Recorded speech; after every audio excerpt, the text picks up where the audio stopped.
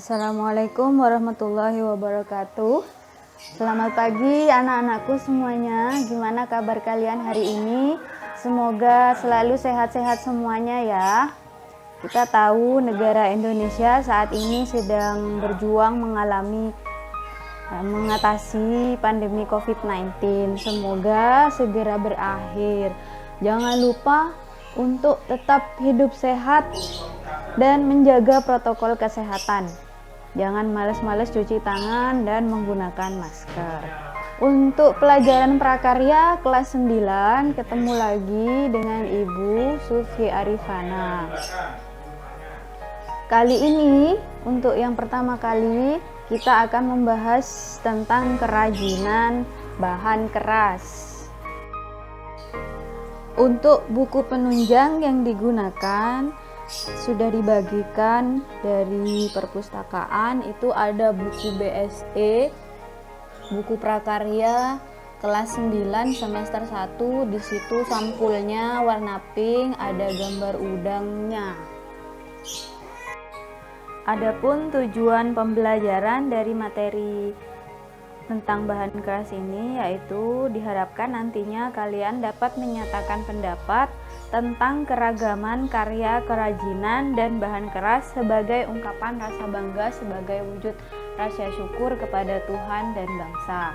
Yang kedua, memahami pengertian sejarah, jenis, sifat dari karakteristik bahan keras berdasarkan rasa ingin tahu dan peduli lingkungan. Yang ketiga, mengalami teknik pengolahan, produk, dan prosedur pembuatan serta kemasan untuk kerajinan dari bahan keras berdasarkan wilayah setempat.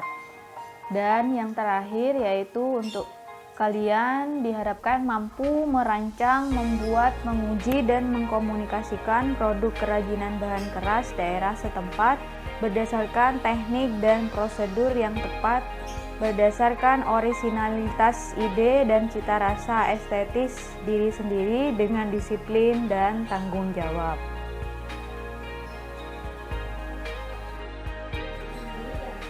Pada kelas 9 ini kamu akan mempelajari produk kerajinan bahan keras.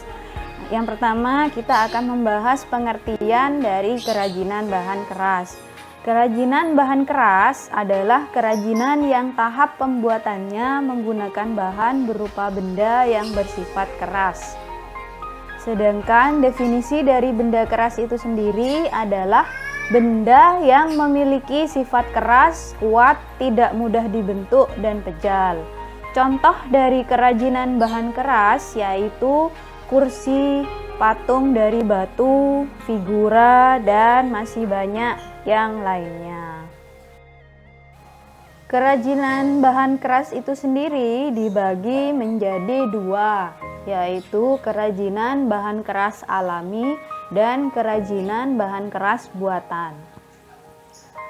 Yang pertama, definisi dari kerajinan bahan keras alami adalah kerajinan yang terbuat dari bahan baku pembuatannya berasal dari alam ataupun mengalami pengolahan yang tidak mengakibatkan suatu perubahan wujud pada benda tersebut.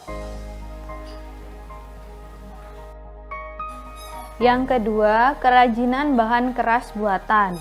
Berbeda dengan kerajinan bahan keras yang alami, kerajinan bahan keras buatan yaitu kerajinan yang bahannya sudah mengalami pengolahan kembali. Teknik-teknik yang digunakan juga sangat bervariasi, di antaranya bisa menggunakan teknik lukis, dipotong, dirakit, dicor, dan masih banyak yang lainnya.